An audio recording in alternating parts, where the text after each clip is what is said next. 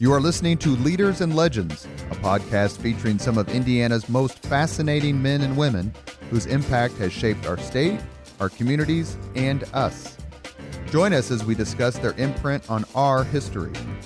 Leaders and Legends is brought to you by Veteran Strategies Incorporated, your local veteran business enterprise specializing in public relations, media relations, public outreach, crisis communications, and digital photography.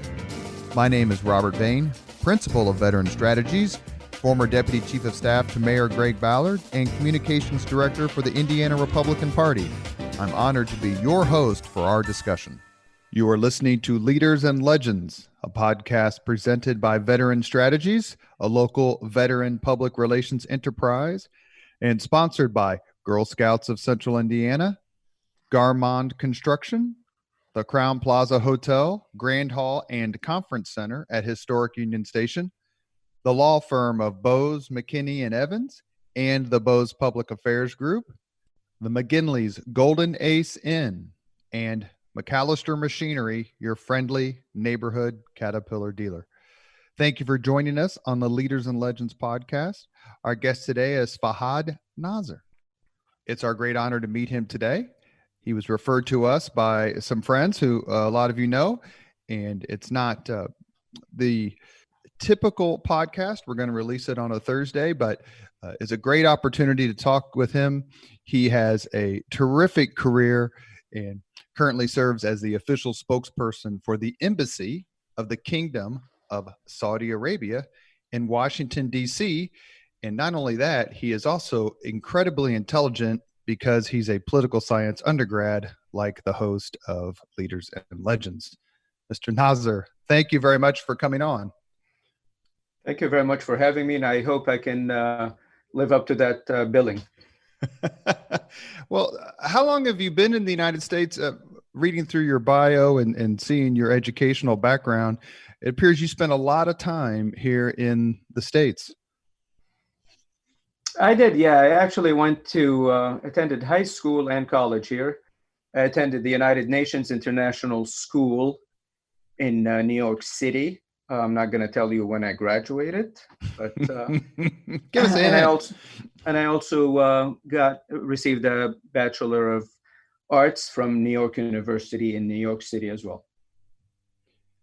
Were you at St. John's University, and that's where you received your master's degree in political science? Were you at St. Yeah. So I did also receive a master's. I also worked on a PhD at Catholic University here in Washington, D.C. Unfortunately, I never quite got to finish or even to start my dissertation, but it's on my bucket list, as they say. Now, were you at St. John's at the same time? And I'm not trying to date you. I think you and I are roughly the same age, but were you there when Chris Mullen and Walter Berry and Bill Winnington and all those great St. John's teams of the mid-'80s were out and about? I think that was a little before my time, a few years before. But St. John's has always had a great basketball team, and I followed it when I was there. But those guys, were afraid you're a couple of years older than me, I'm afraid. Mr. Nazer, what made you decide to major in political science? It's kind of a catch-all major. A lot of us do it because we think we're going to get a PhD or go to law school or another sort of liberal arts springboard education. Why did you choose political science? And if you have a couple of philosophers or if there was a part about the political science curriculum that you enjoyed, please share it. So that's a good question. Well, my late father was a career diplomat who worked at the Saudi Foreign Ministry for many years, so that was certainly a factor. Attending the United Nations International School also allowed me to interact with many of the children of UN diplomats, and that I think further increased my interest in diplomacy, in international relations, in international organizations. So it made perfect sense for me to pursue that. And in retrospect, I really am glad that I did, because it allowed me to be in this position as spokesperson at the Saudi Embassy here in Washington. And I welcomed the appointment as soon as I as soon as I heard, because of the fact that I'm a strong believer in the importance of Saudi-U.S. relations. I think this is a mutually beneficial relationship that has not only endured, but it has continued to grow and to deepen and to strengthen over the past 75 years. And they're both Republican and Democratic administrations, I might add. So I really relish the opportunity to go on shows just like this one to talk about the importance of the relationship, not only to Saudi Arabia, but also to the United States, and to stress the fact that it's been mutually beneficial, as I said, to the national security interests of both countries, I would say. And it's been good for the region overall. The United States and Saudi Arabia, to the point that you just mentioned, have an interesting history going back decades. And I remember being a kid and reading a story about how Franklin Roosevelt and Winston Churchill were meeting with the king of Saudi Arabia. And my history may be a little off. I haven't read this story in probably 40 years, so correct me. And Churchill gave the king a Rolls Royce as a present. This is in the middle of World War II. And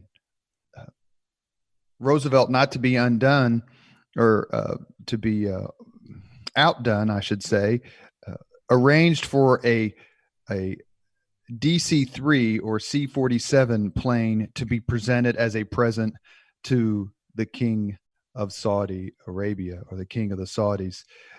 Are you aware of that story? Is that something that's in the folklore of Saudi Arabian history? And do you think it's a sort of a microcosm of the wooing of the Arabian Peninsula by the West, going all the way back to World War II?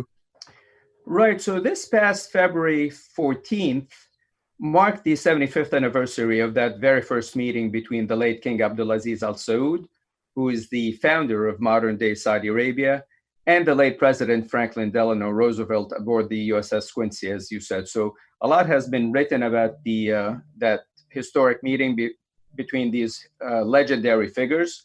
And what is interesting is not only did they get along very well, but that meeting really was the beginning of a great relationship that has continued, as I said, for the past 75 years, and it has continued to strengthen and to broaden and to deepen on multiple levels.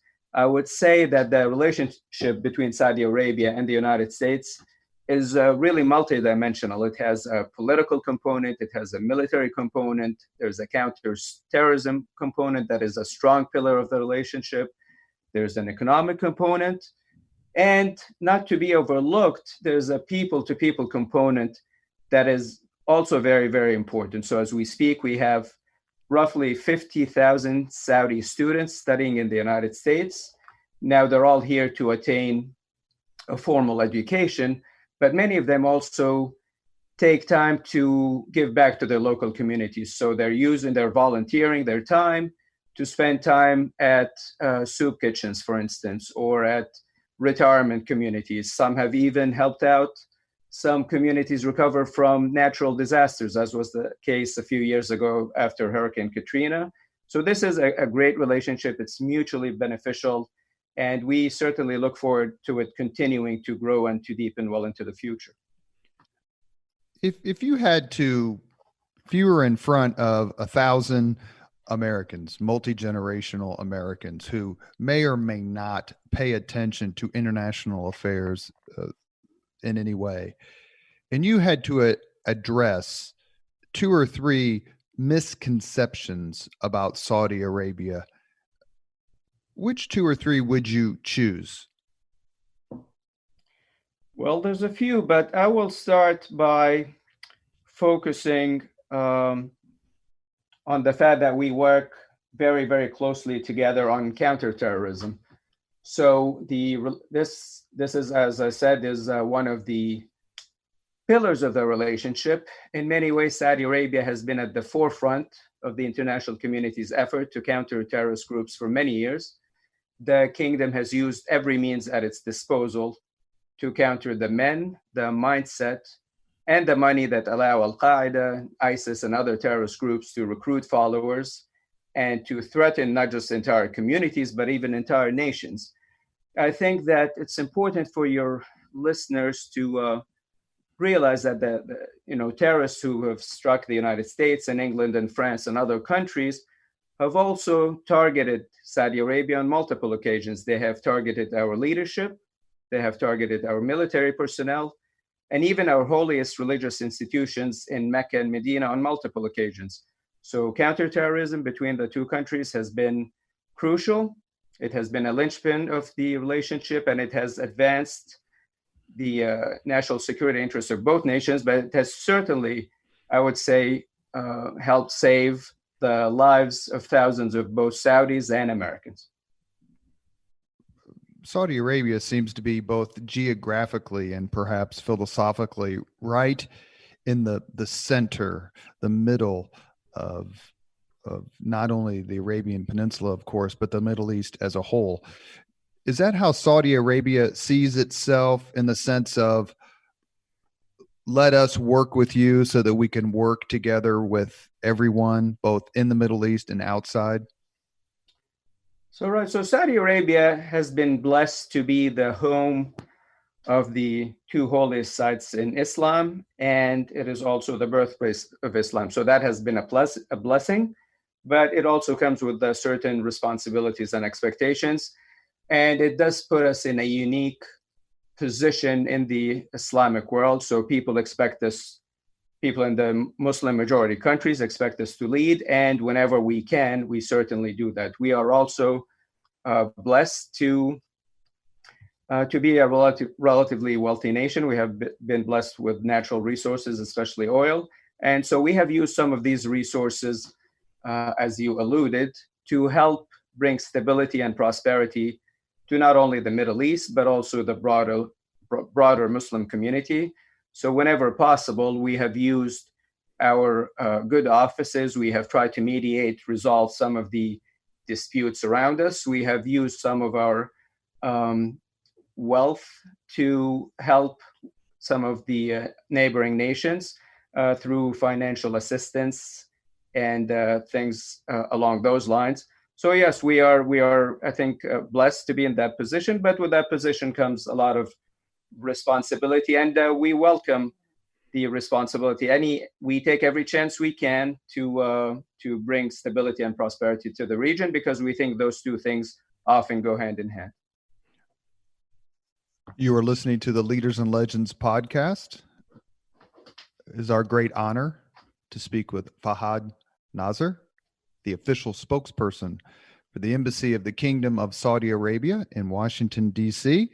He's a political science major who's going to finish his dissertation one day. He promises us. It's his retirement present to himself, I think. Right. Let me say it a different way.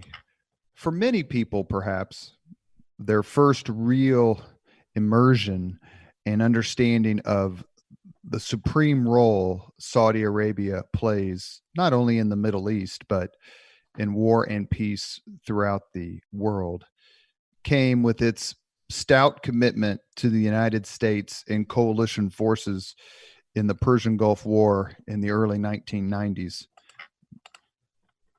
When Saddam Hussein invaded Kuwait and President George H.W. Bush said, this will not stand,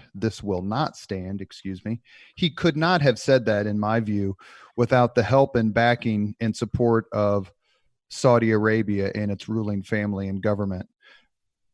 Looking back on that, are the Saudis proud of their role in helping preserve Kuwait's freedom and ejecting those forces from their invasion and standing kind of, as the best way to put it, a beacon of stability in an otherwise perhaps unstable place? Yes, absolutely. I mean, Kuwait is not only our neighbors, it is one of our closest allies and partners in the region. But I think I'm old enough to remember the Gulf War very well. And I completely agree with you. I think that moment was a testament to how closely Saudi Arabia and the United States worked together.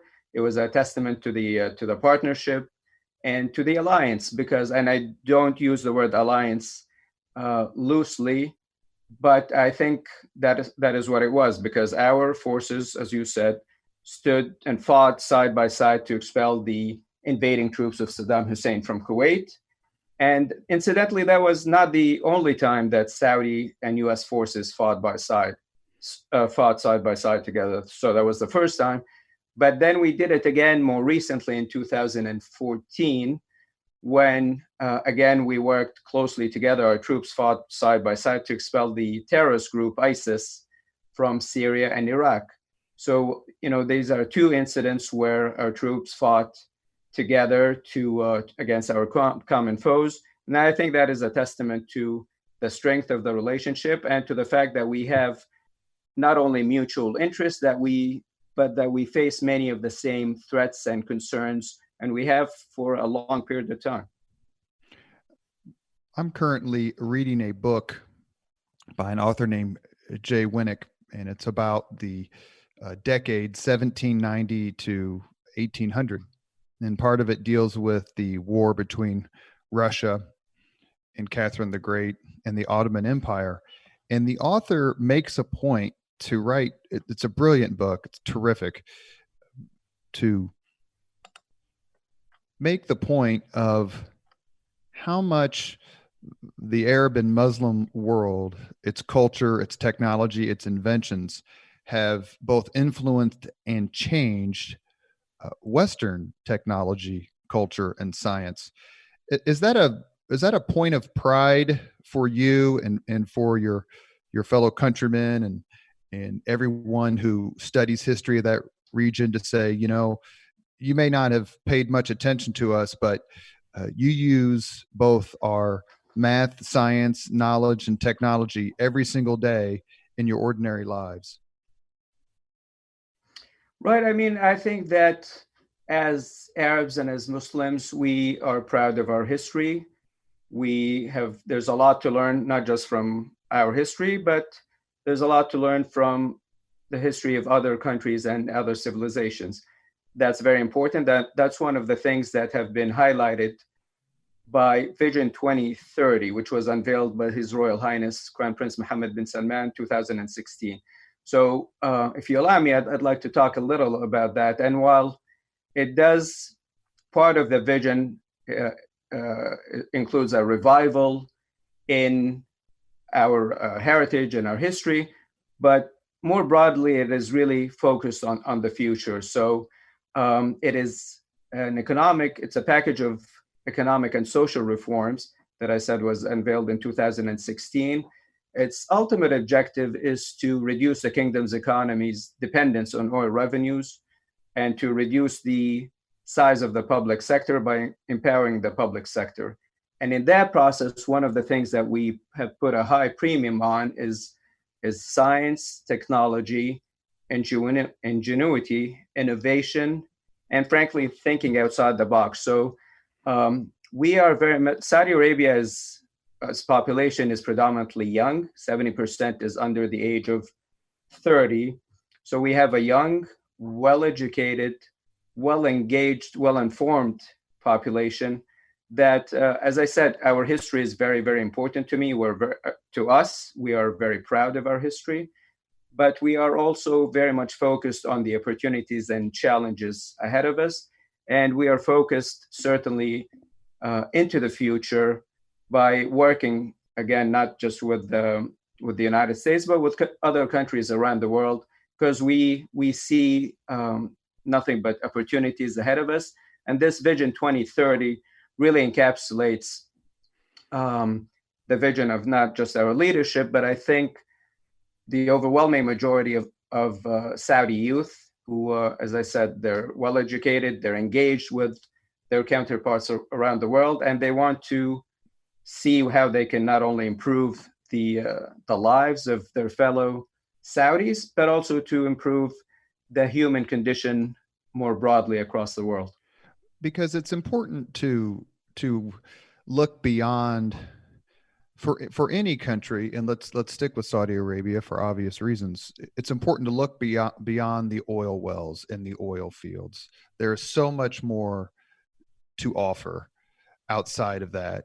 And unless you make it a point to study and understand all the other things that Saudi Arabia has to offer, you can get into this narrow mindset.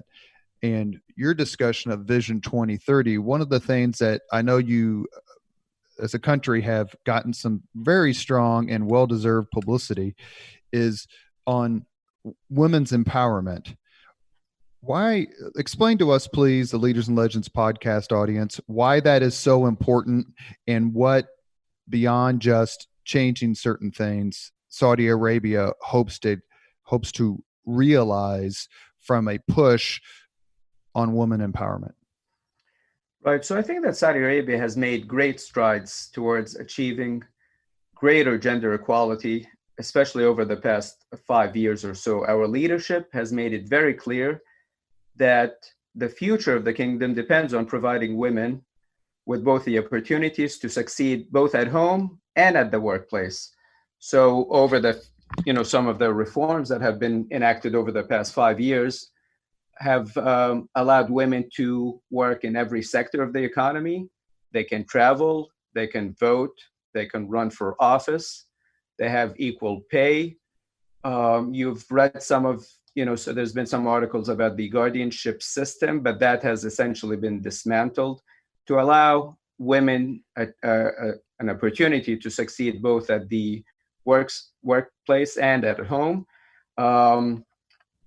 Women represent some 50% of the Saudi population, and our future really does depend on their success. And this has been not only realized by us, but the World Bank released its annual Women, Business, and the Law report back earlier in the year, and it ranked Saudi Arabia as the most improved nation in the world with respect to making reforms related to women. So this is very, very important to us. And this goes back to one of the questions you asked me, one of the misperceptions, the most common misperceptions about the kingdom. And I would have to add the status of women as being among those at the top of the list. I think people have, unfortunately, some people, I don't want to generalize, have a very outdated, inaccurate picture of Saudi women. And really the only way to realize what's going on ultimately is to come to Saudi Arabia, and they'll see for themselves that women occupy a very important role, not just in the private sector, but they have major positions in the public sector, including, incidentally, our ambassador right here in Washington, D.C. is the first Saudi woman ambassador, Her Royal Highness Princess Rima bin Bandar. And, she has been great, and she is one of many Saudi women who are playing an important role in shaping the future of the country.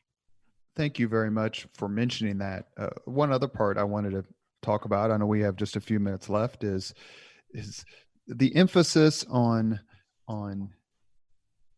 athletics and culture when it comes to, I don't want to overstate and say changing the mindset of people towards Saudi Arabia, but that cannot be dismissed. And whether someone has a narrow view, unfortunately, or a wider, more philosophical and inclusive view of Saudi Arabia, some of the events and some of the projects taking place or will take place in your country are phenomenal. You don't necessarily think Saudi Arabia when you think Monster Jam or WWE wrestling. How important is it to you to have events like that to the country to say, look, we can laugh and smile and have a great time too, and we do the same thing that everyone else does? Right, that's exactly right. As I said, Saudi Arabia's population is fairly young. Over 70% are under 30.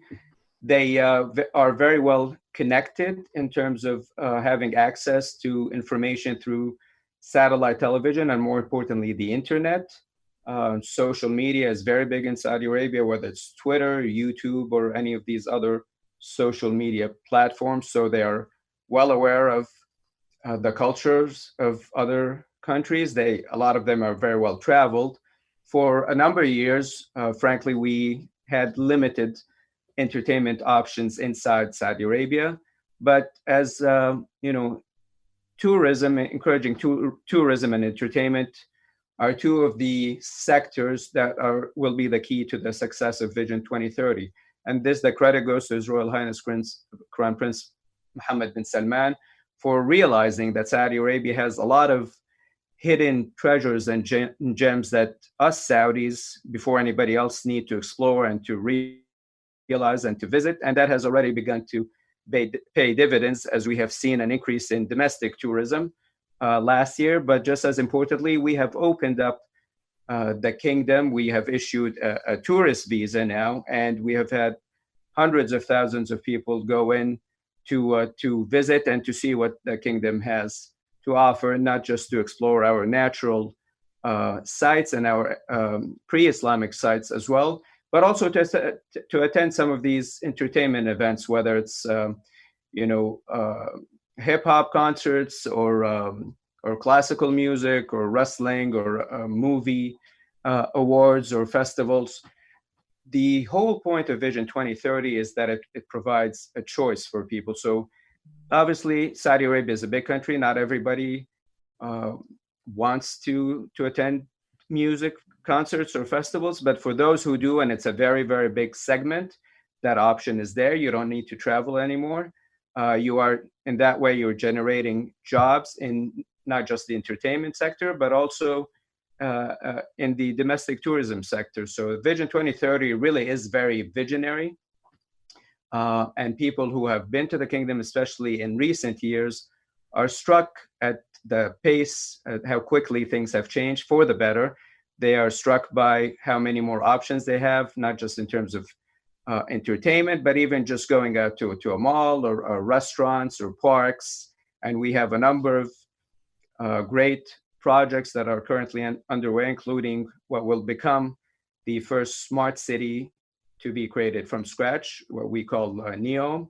And again, all the credit goes to His Royal Highness Crown Prince Mohammed bin Salman, who I should add, I'd be remiss if I didn't say a couple of words about him, because I think there's not enough is known about him in the West or in the US. But the Crown Prince is young. He is essentially the same age as the majority of Saudis. He has spent his entire life in Saudi Arabia, so he understands the kingdom's history very well. He's a student of history, I would add. He speaks with refreshing candor about, frankly, the mistakes of the past, the challenges of the present, but he also speaks with unrivaled enthusiasm about the opportunities ahead and about the potential of Saudi youth. And that, to a great extent, is why he is so popular, not just among Saudis, but especially among young Saudis, because he speaks their language and he speaks to them, and he represents a new kind of leader. You mentioned the effort to transform Saudi Arabia's economy, to move away from fossil fuels to an extent. What other sorts of economic engines does Saudi Arabia have that the listener just simply may not be aware of? So we do see, as I said, we see a lot of potential in domestic tourism. The kingdom has a lot of great sites that Saudis and non-Saudis have begun to explore. Tourism, as you know, is very labor intensive, so that has the potential to employ hundreds of thousands of Saudis. The same goes for the entertainment sector. There's great potential in the mining sector. There is potential in there's also potential in internet technology and the technology sector. There's potential in housing, in medical. The medical field has always been at the top of our priorities in terms of developing state-of-the-art medical institutions. That will continue going forward. The same goes for housing. The same goes for education. We are looking for we like I said, we have a fairly well-educated population, and we are looking to develop every sector of the economy that has not been developed to its full potential over the years because of the fact that we have, frankly, focused a little too much on the energy sector. And again, our leadership has acknowledged that and has said that the energy sector is important to the economy, and it will be for the foreseeable future. But there has to be more to Saudi Arabia's economy than just oil. Now, having said all of that, oil is important for our economy, and it will be for the foreseeable future. And as we have seen in recent weeks, oil will continue to be important for the global economy. And the kingdom has actually orchestrated what was a historic OPEC Plus meeting on April 12th, which reduced global oil production by some 12.5 million barrels a day. And that has begun to pay dividends, as we're beginning to see now, with a significant increase in the price of oil. So oil is an important global commodity, not just for Saudi Arabia. It's obviously important for the United States. And the kingdom is doing everything it can to help stabilize that global commodity and that global market. And anyone who's studied any history, I took a class in graduate school. It was roughly focused on the history of medicine. Any study of the history of medicine will put you deep into the Middle East and the Arab world and the Islamic world, true pioneers when it came to treating their fellow human beings that way. Just a couple more questions because I know you have to go, but one of the things I want to ask you about is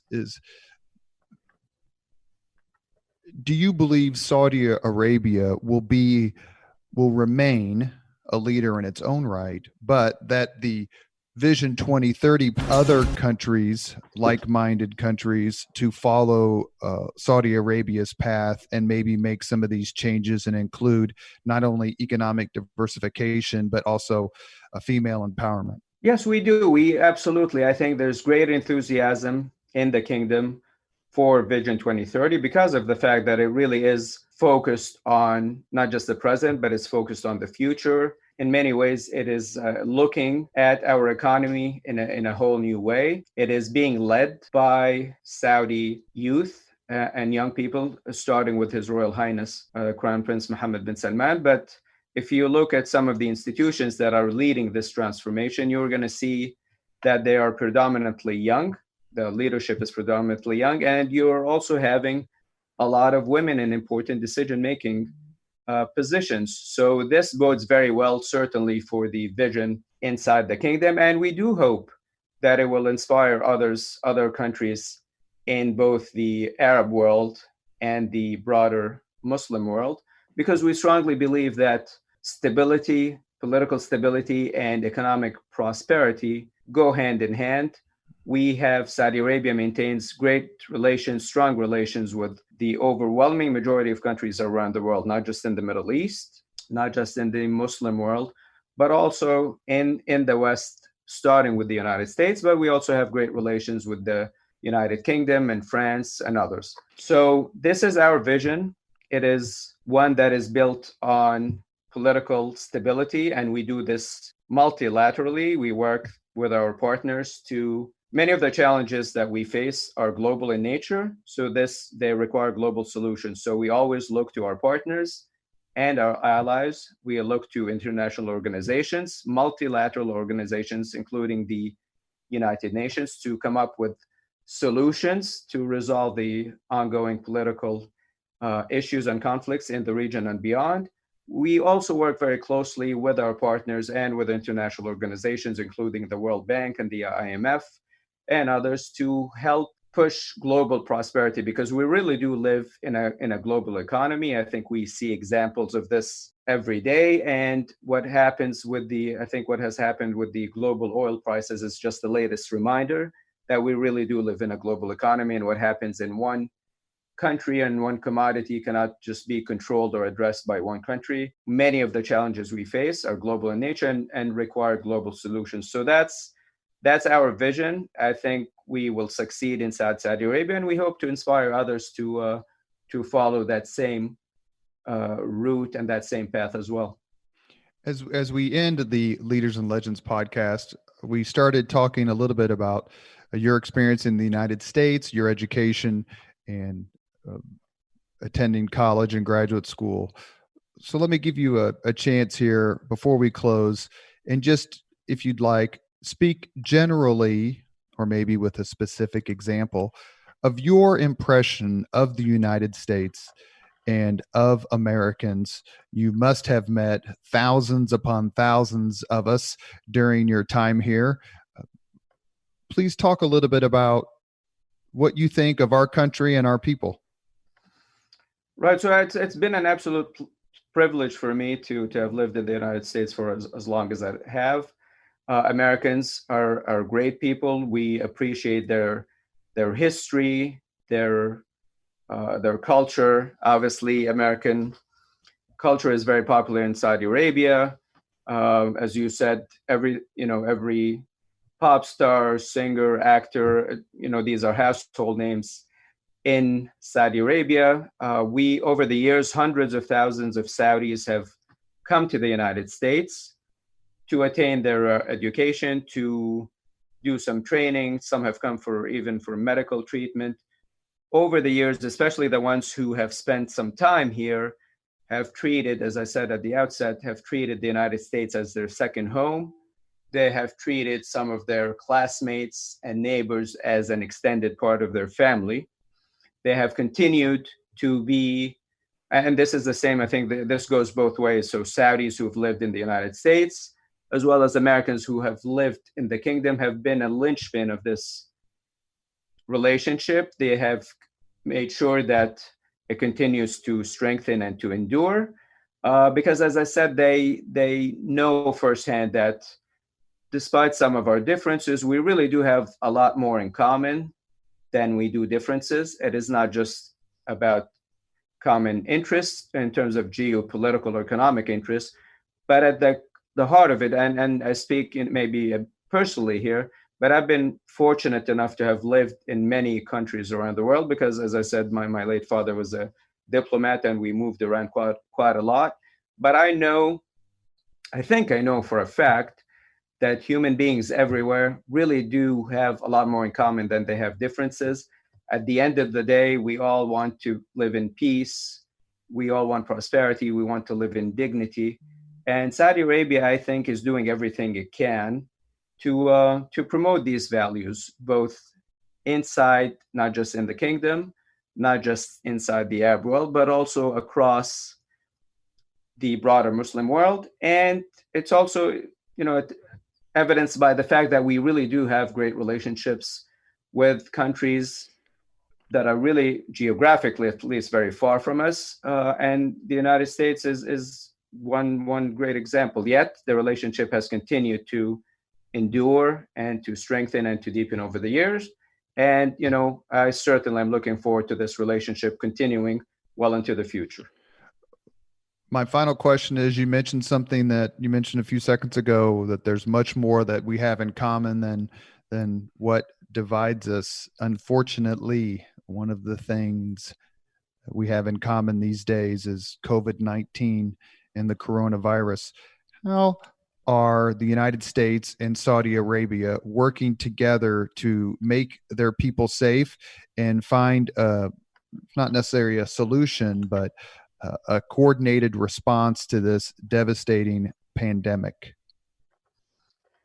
Right. So, the kingdom is doing everything it can, certainly, to protect the health and well-being of Saudi citizens and residents in the kingdom, including the thousands of Americans who live in the kingdom. So our leadership determined very early on that Corona had the potential to be a pandemic, the likes of which we had not seen in a very long time. And by we, I mean the international community.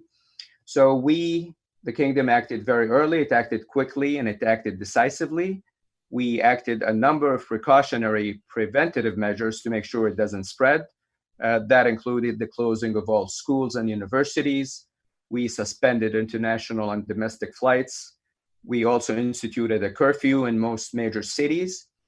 And perhaps the most difficult decision was suspending visits to the holy mosques in Mecca and Medina.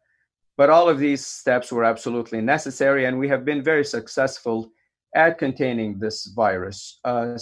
Looking at more broadly beyond the kingdom, it happens that 2020 happens to be the year when the kingdom has the chairmanship of the G20 group, and in our capacity as a president of that group, we convened a special virtual summit in March to focus the world's attention on this pandemic and to establish a more coordinated response. So after the summit, the countries involved resolved to share critical information, for one, that will help us understand how the virus spreads, and by extension will help us better understand how to stop it. They agreed to share material and agreed to also expend more of their economies towards research and development. The kingdom itself has pledged $500 million to support the global effort to help with the emergency preparedness, to help with developing new diagnostics, therapeutics, and vaccines. There's 3 different international organizations that we committed to that this $500 million. This will hopefully, will not just impact Saudi Arabia, but the broader international community, obviously including the United States. We actually, as we speak, I don't have the exact figure, but there's a few hundred Saudi doctors working at various medical institutions and hospitals in the United States. The number internationally is about 6,000 Saudi doctors who have elected to stay in about 40 countries around the world or so.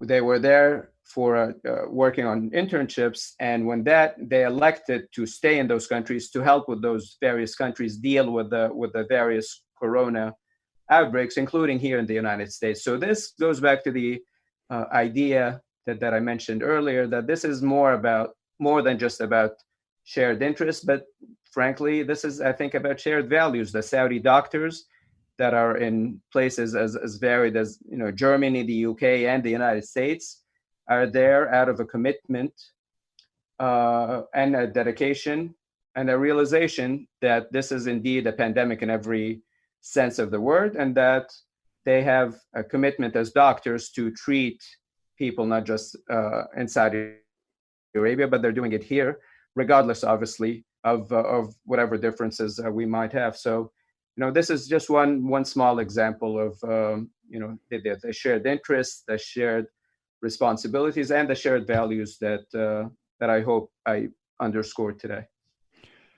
You have been listening to Leaders and Legends, a podcast presented by Veteran Strategies, a local veteran public relations enterprise, and sponsored by Girl Scouts of Central Indiana, Garmond Construction, the Crown Plaza Hotel, Grand Hall, and Conference Center at Historic Union Station, the law firm of Bose, McKinney & Evans, and the Bose Public Affairs Group, the McGinley's Golden Ace Inn, and McAllister Machinery, your friendly neighborhood Caterpillar dealer.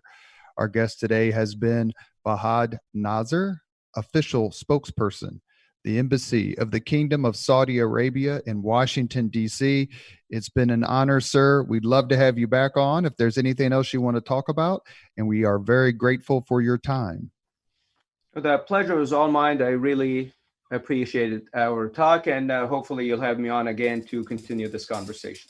Thank you very much for listening to Leaders and Legends, brought to you by Veteran Strategies Incorporated. If you want to contact us about this program or our menu of public relations services, please send us an email at robert@veteranstrategies.com. That's robert@veteranstrategies.com.